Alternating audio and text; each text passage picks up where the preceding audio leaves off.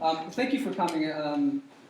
Considering all the snow that's coming down, I have, I guess, the distinct honor in giving the only talk for this wonderful series on literature that doesn't actually talk about literature.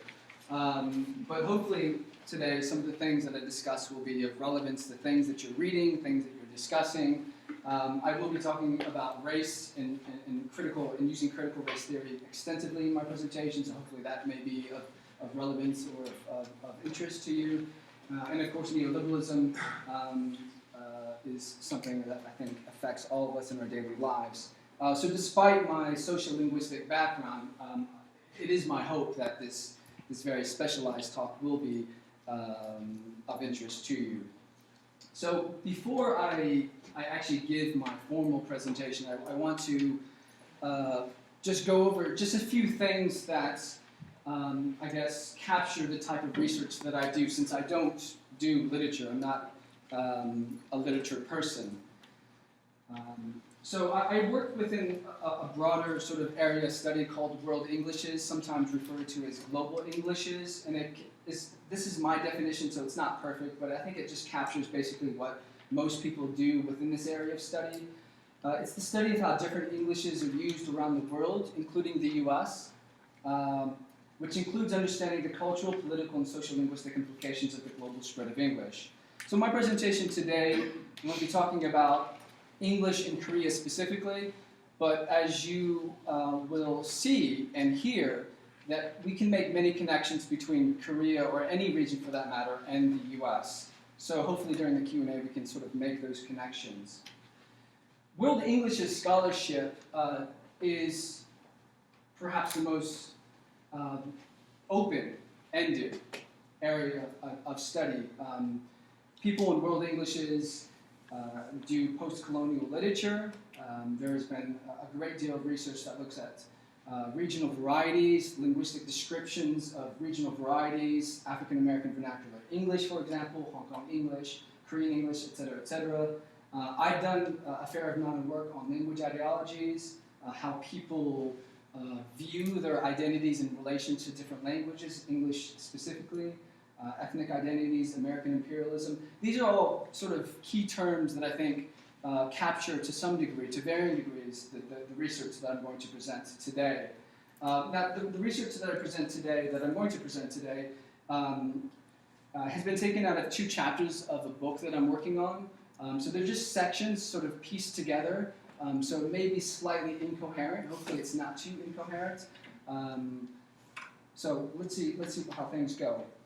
What I'm going to do in the first half of the presentation is go over these 2 terms, white normativity and neoliberalism, because I'm guessing that for some of you, these are new terms.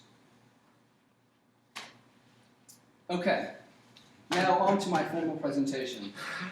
So I'd like to start my presentation talking about David Beckham, because I think that seems to be the most sensible thing to do when you have nothing interesting to say. I mean, actually, David Beckham is very important to my definition of white normativity, which, again, I'm guessing is a mystery to some of you. So David Beckham, being the good-looking guy that he is, was named a day or 2 ago by People magazine the sexiest man alive, and he is indeed a fine specimen. Well, what makes David Beckham a hot dude? Who conditions us to create these discourses and ideologies of attractiveness? If we look at the situation through a critical lens, we can see that David Beckham belongs to and benefits from a social system that privileges white individuals while disadvantaging other cultural groups. Since 1985, for example, with the exception of Denzel Washington, a white celebrity has been named the sexiest man alive by People magazine. That's a 30-year span, if you're not good at math. Is this because white celebrities are genetically superior? Did God bless them with exceptional facial morphology while damning other racial and ethnic groups? Or is this 30-year reign on beauty in the US a product of a cultural imagination? This privileging of white celebrities is part of a larger Hollywood entertainment industry that is racially homogenous. By and large, heroes and protagonists are performed by white actors, peoples of color serve token roles, and films with a majority ethnic cast are placed in the periphery, often viewed as a genre, and are produced so that stereotypical depictions are reinforced and therefore palatable for mainstream consumers. Many examples can be given. I'm thinking off the top of my head, Fresh Off the Boat, which is one of the first Asian American sitcoms that reinforces old, tired stereotypes of Asian Americans. As a result of a racially homogenous entertainment industry, societal expectations of beauty, bravery, and brawn, to name a few, are tied to notions of whiteness. So, I suppose I could have added or included a number of different books on this slide. Steve Garner's 2007 book on whiteness provides several examples, specific movie examples of how whiteness is tied to our notions of beauty and bravery and intelligence, et cetera, et cetera. There are, perhaps hundreds of cultural studies and film studies books that have looked at these issues as well. Using David Beckham as a reference point, and I could have used anyone. I could have used, what's that guy? Robert Deere? No. Not actors. The guy that shot the people at Colorado Springs. So yeah, I mean, I don't have to use celebrity or Hollywood as an example. I think it's just the most vivid and sort of easiest to understand. But so using David Beckham as a reference point, we can define white normativity as a set of ideological commitments and social mechanisms that treat whiteness as a barometer for all notions of what is normal, authentic, and exemplary. Whiteness is not based on skin pigmentation, though physical appearance is certainly a significant factor in how membership to this cultural group is determined and or imagined. Rather, it is a state of being that exists only in relation to other racial and ethnic categories, such as blackness and black. Whiteness is a system of power and privilege that is rooted in a history of normalizing the cultural practices of white individuals while exoticizing, essentializing, and subjugating other groups. And at this point, I can talk extensively about Orientalism and colonialism, and Edward Said's work, for example, but I'll spare you the trauma. So white communities and institutions are able to maintain their positions of power in part because whiteness presents itself as unraced individuality as opposed to a racialized subjectivity that is communally and politically interested, while reserving for itself the privilege of recognizing, defining, and denying difference on its own terms and to its own advantage.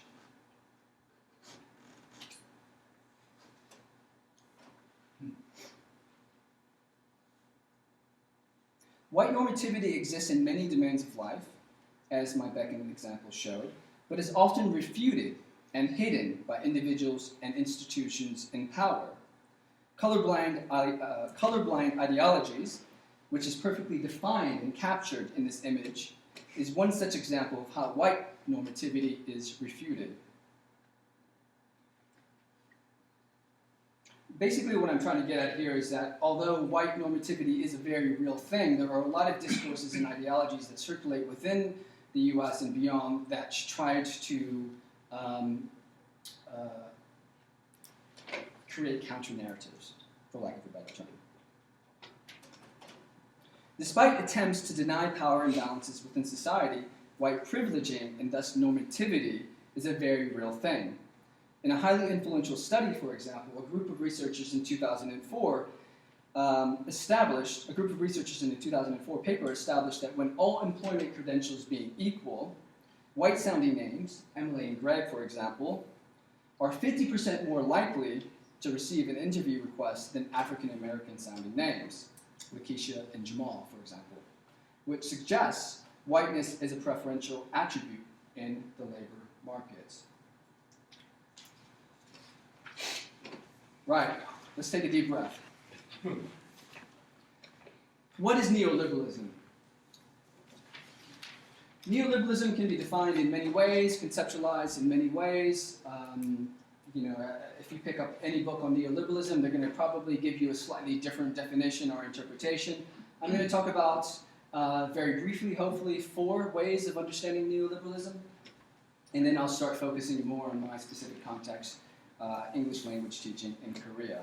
Oh, I should mention that I use the term English language teaching. It is often referred to in the North American context as English studies. They're basically the same thing. So English language teaching, English studies, same, but different. And I often use in my presentation when I'm reading my notes, ELT. So if you think, what the heck is ELT? ELT is basically English studies or English language teaching. Okay, so onto the 4 ways of understanding neoliberalism. First, neoliberalism is an economic theory that, as Harvey notes, and I quote here, proposes that human well-being can best be advanced by liberating individual entrepreneurial freedoms and skills within an institutional framework characterized by strong private property rights, free markets, and free trade, end quote. He goes on to observe that under neoliberalism, the prime role of the state is to ensure the financial health of the free market, which includes governing monetary policies, using force if necessary to protect private property, and creating and enforcing laws that ensure good business practice. Neoliberalism is so pervasive now, as Harvey puts it, it is part of our common sense way of understanding the world.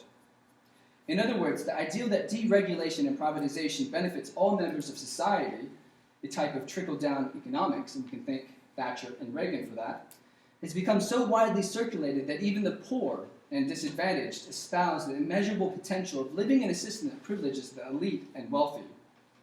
In the US in particular, this warped view of the world has been partly shaped by the notion that freedom, a common marker of national identity, a common marker of our national identity, is made possible in and through neoliberal policies and practices. In other words, to be American is to believe in neoliberalism.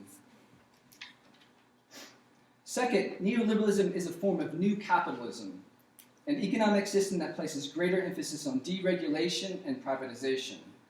Neoliberal policies and practices, fueled by and also used under the guise of globalization, has created a new capitalistic mentality that exploits the boundaries between time and space.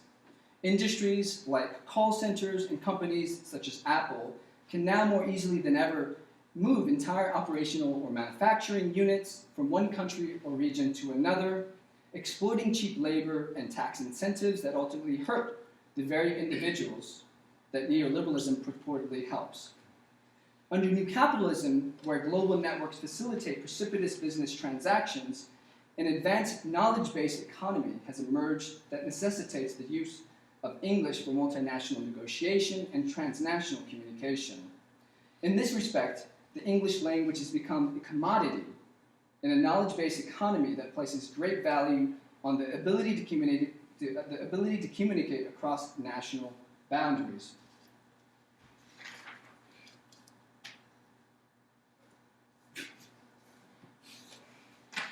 Third, neoliberalism is a discourse, or rather neoliberal policies are discursive constructions that manifest themselves in business practices and transactions. Put differently, the discourse of neoliberalism is not an abstract system of beliefs that operates on a different social plane than business practices and transactions, but rather ideology and discourse are inextricably tied to each other. The discourse of neoliberalism establishes and ratifies the view that free markets are in the best interests of individuals and society. Neoliberal discourses become part of individuals' sense of national identity, a way of understanding social systems and structures, and indeed a form of representing economic policies, countries, and business practices as either good, bad, or evil. The espoused need to maximize corporate profits through, for example, free trade agreements or the World Trade Organization has elevated the need to use English for transnational business negotiation and practices. This means that neoliberalism is not only associated with a core set of discursive constructions, and I'm thinking small government, increased privatization, free market, globalization, individualism, but the very real social consequences of neoliberal discourses are also carried out in a common language, or a lingua franca, English, for example.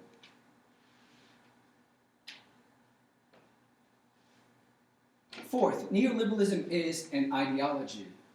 It is a system of beliefs that promotes the maximization of corporate wealth and the elimination of regulation. In this regard, neoliberal ideologies become visible in and through discourse. However, discussions in neoliberalism should not conflate ideology and discourse, because free market principles are often incommensurate with what governments actually do to ultimately cultivate new capitalism. Sorry about that. In other words, neoliberalism is an ideological contradiction. This is evidenced most vividly during the 2008 financial crisis that demonstrated the level of state involvement that is needed in order to prop up and sustain neoliberalism. Thus, discussing neoliberalism strictly as a discourse or as an ideology belies the complex interplay between what proponents of neoliberalism call free market and how the notion of privatization is handled or enacted in the real world. This contradiction reveals the true nature of neoliberal ideologies. They are often distortions that reflect class struggles, political oppression, and financial inequality. To avoid what Marx and Engels describe as, quote, combating solely the phrases of this world, end quote, it is necessary to recognize that while neoliberalism is an ideology, or a set of common sense assumptions, these beliefs must be set into motion by real people concerned with real things. English globalism. So now I'm going to shift the focus and look specifically at the English language teaching profession in Korea. But again, although my focus is going to be on the history and the sociolinguistic landscape of Korea, we can make connections when I'm talking about ELT in Korea with the US, for example, or anywhere else.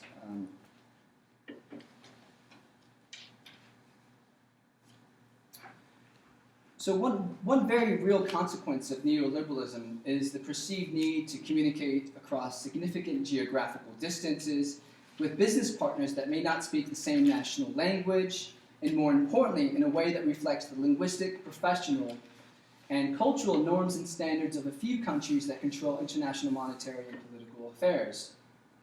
On the back of nearly 500 years of British colonialism, the imagined national language of the US has become the de facto medium of communication for neoliberal policies. The efforts of the US government and military to police the world, coupled with the tremendous growth and recognition of multinational companies in popular culture, including, but of course not limited to, Apple, Boeing, Google, as I mentioned, a very racially homogenous Hollywood, English has come to represent the language of success, wealth, beauty, intelligence, creativity, and, of course, power.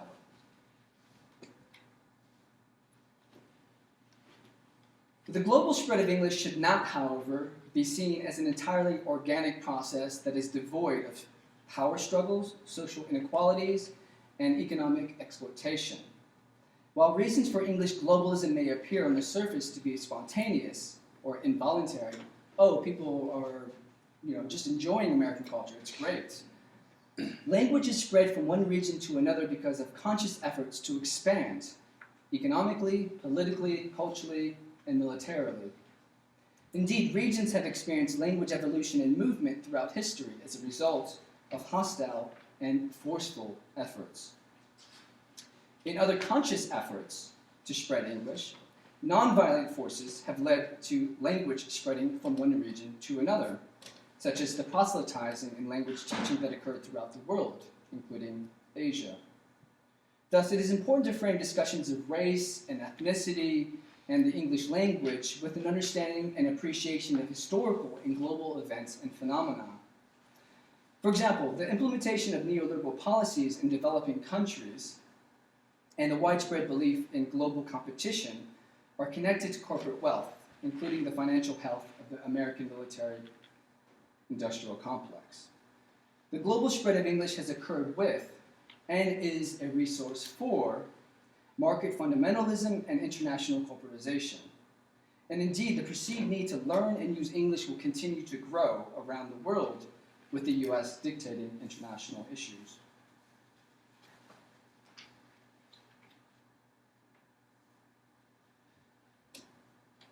Many global forces have enabled the spread of English, including globalization, transnational business negotiation, popular culture, war, imperialism, and colonialism. Within the system of linguistic imperialism, there is an unmistakable benefit for individuals in possession of the language of neoliberalism. Proficiency in English can mean upward mobility, respect from peers, and educational opportunities. That is, English is a form of capital. And of course, researchers have discussed in great detail how individuals can transform capital, in this case English, into material wealth, occupational benefits, and social privileges. Bourdieu, for example, argues that class struggles and differences exist in society because lives are defined and shaped by, quote, the overall volume of capital understood as the set of actually usable resources and powers, economic capital, cultural capital, and social capital. The ability to use English in Korea, for example, can mean admission into a top Korean university, an ostensibly less strenuous position as a draftee in the military working in the U.S. Armed Forces, study abroad opportunities that are greatly valued by prospective employers, both in and outside of country, and greater employment possibilities and financial benefits, to name a few. Now, you can, in reference to the cultural capital issue, I mean, you can make a lot of comparisons with the U.S. Our notions of standard American English, for example, is the prestigious variety. Why do people want to learn that variety? Why are other varieties stigmatized? This all, has to do with power struggles, and we can talk about that during Q&A. So the importance of English in Korea is tied to a complex economic, political, and military relationship with the U.S. While it is true that Korea does not possess the same type of sociolinguistic history and relationship with the English language as places like Hong Kong or India, the U.S. has a significant presence and control over the country. Korean-U.S. relations, especially related to military activities in the region, presents a similar, if not more complex, sociolinguistic environment. The U.S. military, the consumption of American culture, and economic policies between the two countries are salient points of consideration in discussions of why English is viewed as an important language in Korea. Indeed, the historical relations between the two countries have shaped, in significant ways, the role English plays in Korean society. For example, Korea, shortly after Korea's independence in 1945, which was controlled by Japanese colonialism, the U.S. exerted its influence in the region through policy, foreign aid, military support, and education. A post-colonial Korea, including the time during and after the Korean War, can be viewed as a turning point in the presence and perceived importance of English. Although English was introduced and used by a small number of people, including Christian missionaries, for many decades before, the Korean War brought with it a number of different symbolic artifacts associated with the U.S., including food, cultural practices, and English signs. This photo here, for example, was taken approximately 1 month before the Korean War ended and demonstrates how the linguistic landscape of a country can change as a result of war. The image represents a radical symbolic change in the linguistic landscape of the country. Closer examination of this picture reveals that although Chinese characters appear in several instances, English dominates this particular landscape. It is important to note that the presence of English signs is not a random phenomenon, but rather demonstrates a concerted effort to accommodate thousands of English-speaking military personnel in the country at the time. Interestingly, this picture, you have Australian military personnel there, and I think these are U.S. military personnel, but Australia played a very small role in the Korean War. The role of the U.S. military around the time of the Korean War laid the political and economic foundations for English to prosper.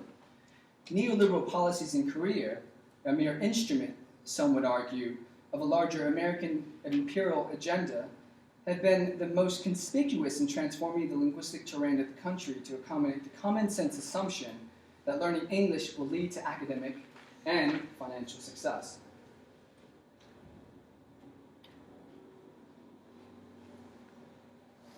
Fast forward many decades, an intense desire to learn the language of neoliberalism exists in Korea, a collective psychology commonly referred to as English fever. This fever to learn English has created a commercially rewarding ELT market.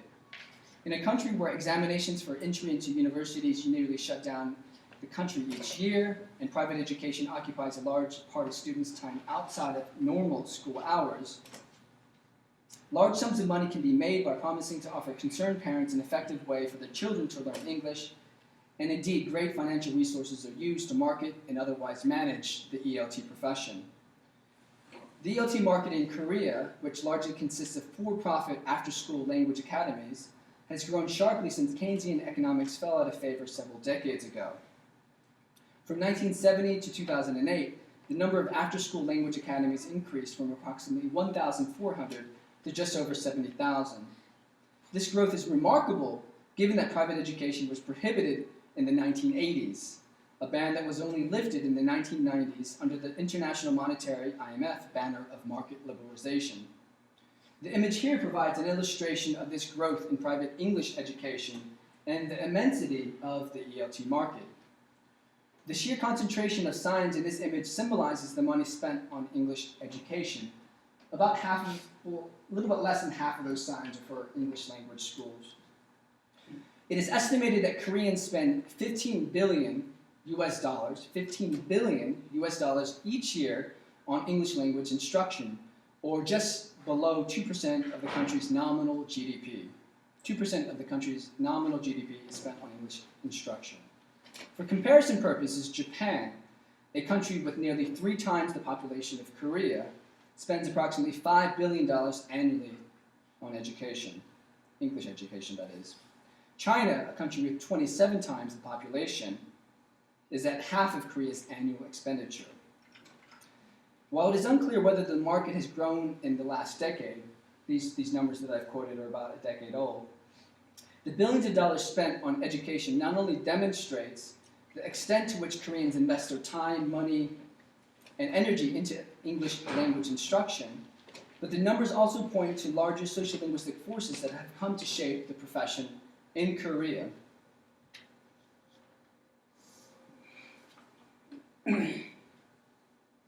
While it is clear that English is a highly valued commodity and Koreans make exceptional sacrifices to acquire this linguistic capital, I have yet to identify the exchange mechanisms that create value, support profit-making, and commodify race in the ELT profession. The value associated with race is created in and through several occupational practices. That is to say, the commodification of race occurs in different spheres of the ELT profession, is accomplished in many ways, and reflects specific business values and practices. For example, most, if not all, employers require instructors to submit at least one photograph when applying for a job. In a recent job advertisement on a popular ELT website, for example, a recruiter here asks for the following.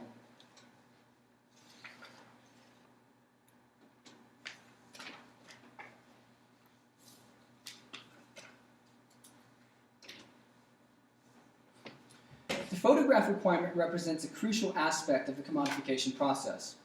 In asking candidates to submit a photograph, recruiters and employers attribute value to physical characteristics, and in doing so, reconfigure what is traditionally understood as marketable characteristics of an ideal language instructor. That is, by placing value on facial features and the like, recruiters and employers alter the market's perception of what is valuable in language instruction.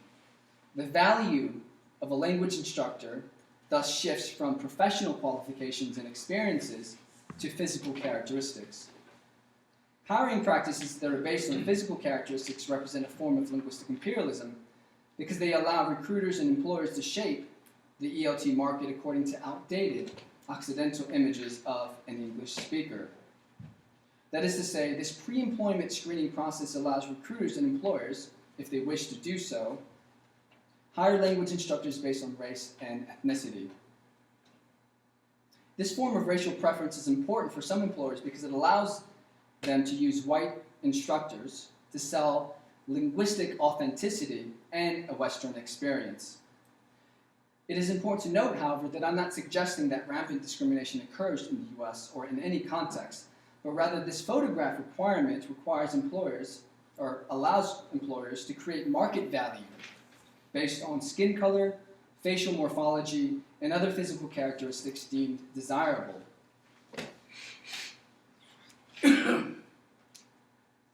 When recruiters and employers hire language instructors according to physical features, their actions feed into and represent a larger discourse in Korea that not only sells English as a form of new capitalism and a means of upward mobility, an idea that is perpetuated by many factors, but most prominently by language academy names like Wall Street English, but it also racially and ethnically exoticizes and valorizes the people that speak the language in neoliberalism. Numerous advertisements for language academies can be found both in Korea and online that depict speakers of English as white, successful, well-dressed, attractive, and or competitive. In this advertisement, like many others, English is associated with ostensibly intelligent, well-informed, and industrious individuals, as suggested by the newspapers, the business suits, and of course the MacBook computer. While these attributes and characteristics are enough to sell the idea that learning English will lead to financial success, lost my point. The advertisement uses white actors to convey the neoliberal image. In so doing, the advertisement promotes the idea that English is a means of upward mobility, and the people that are visually experiencing and thus representing this economic success are white, young, attractive, and of course cheerful. The commodification of ELT creates a sense of allure and prestige with the English language that is not too dissimilar with the way some people ascribe fascination with products that have traditionally been seen as utilitarian, but now have a very high markup and are thus valued beyond their functional value. And I'm thinking iPhones, Louis Vuitton bags, luxury goods. That is, the exchange of money for language instruction, including the financial cost of promoting the ELT market, perverts the use value associated with English. The ability to use English is no longer restricted to communication, the real use value of any language, but is now a commodity that is tied to the value determined by the ELT market, i.e. the exchange value. The shift from use to exchange value has several pedagogical consequences, including, notably, the misconception that the challenges of learning a language can somehow be overcome with money, or worse, that an attractive and or white face can provide the best opportunities to learn English. Almost done. The commodification of English and the privileging of white teachers in the ELT market are a result of a free market approach to education. Employers are effectively able to manage their schools, i.e. businesses, with little government intervention. Indeed, the only legal requirement that shapes hiring practices in the ELT market is a proxy for racial and ethnic discrimination. In the ELT market in Korea, white normativity is based on a complex network of discourses and ideologies, such as the historical ties the country has with the US, but is achieved primarily through immigration laws that state language instruction in English can only be performed by citizens from a small group of Western, stereotypically white nations. Specifically, the Korean Ministry of Justice states that the E2 working visa, which permits legal employment at schools, institutions, and corporations that deliver conversation courses, is only available to a national of a country where English is used as a native language, which the government identifies, as you can see here, the US, UK, Canada, South Africa, New Zealand, Australia, and Ireland. Now, recent immigration laws have changed, and now they are allowing citizens from India and Singapore to teach, but they are required to have different qualifications. I won't get into that. It's a very complex issue. Interestingly, but perhaps not surprisingly, universities from these countries here, these 7 countries, including the US, including USD, recognize each other as English-speaking, but do not offer the same reciprocity to places where English is spoken from a very early age, such as Hong Kong and Singapore. Of course, although teachers of color from these 7 countries are eligible to apply for an E2 working visa, immigration laws do not dictate how employers should recruit instructors. For example, the Korean Ministry of Justice does not discuss anywhere in the 342-page document the need for instructors to submit photos when applying for jobs. As mentioned, nearly all employers, on the other hand, require photos, which provides the space for racial discrimination. Employers and recruiters can easily and covertly dismiss instructors that do not fit the stereotypical image of an ELT instructor.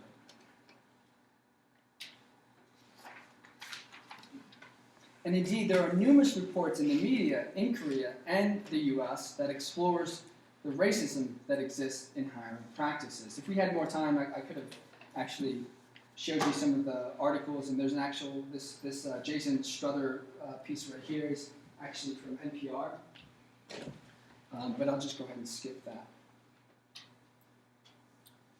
Racial discrimination and white normativity in the ELT profession are based on ideological commitments shaped by a history of British colonialism and American imperialism, as mentioned previously.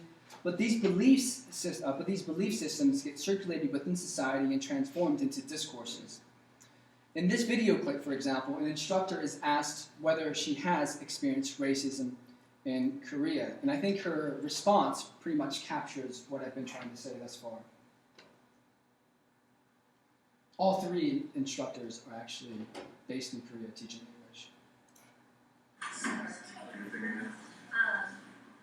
I guess for me, like, I'm lucky because I have the look that Koreans are looking for when they want a Western teacher, so I haven't had too much in the way of racism.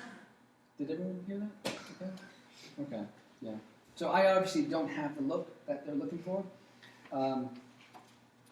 Statements like, I guess I'm lucky because I have the look Koreans are looking for when they want a Western teacher, perpetuates power imbalances and ethnic inequalities by reinforcing the idea that white is nonpareil. Such statements normalize racialized discourses for the larger society by reinforcing existing belief systems. However, that is not to say that this instructor and any other teachers making similar statements are consciously or strategically seeking to reinforce inequalities. Such statements can, nonetheless, create the illusion, both for the speaker and its listeners, that teachers of color need not seek employment in the ELT profession in Korea, or if they do, an unfavorable or inferior experience awaits them. For example, the use of lucky implies that teachers of color are somehow unlucky, while the construction Koreans are looking for suggests that employers of such instructors were not fortunate enough to hire a white teacher. To be fair, the statement does open up the possibility that Western teacher can include more than one ethnic group. Yet it remains that the underlying message is Korean employers prefer white teachers, and such instructors are more fortunate than others because of this bias. Put differently, such statements help maintain a system of white privilege and normativity.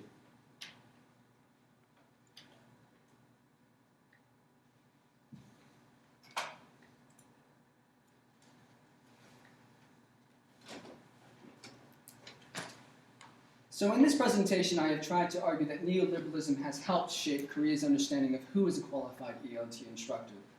It was argued that free market principles did not simply happen in Korea, but rather developed partly as a result of US interests in the region, both economically and militarily.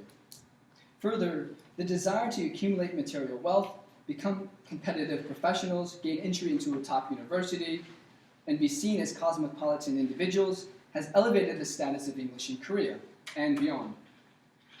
English, in other words, represents the language of neoliberalism. It is not merely a tool for communication. English is a means to become and allows individuals to engage in practices related to the neoliberal logic. The free market ethos adopted in the ELT profession and concurrent efforts to globalize the Korean economy has led to the commodification of race and ethnicity. For example, the market forces that shape the selling and buying of language instruction has led to a preference for white teachers.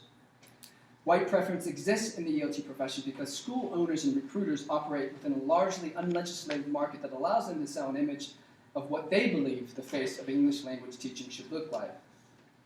The commodification of race and ethnicity has created a market where physical characteristics are valued more than teaching credentials.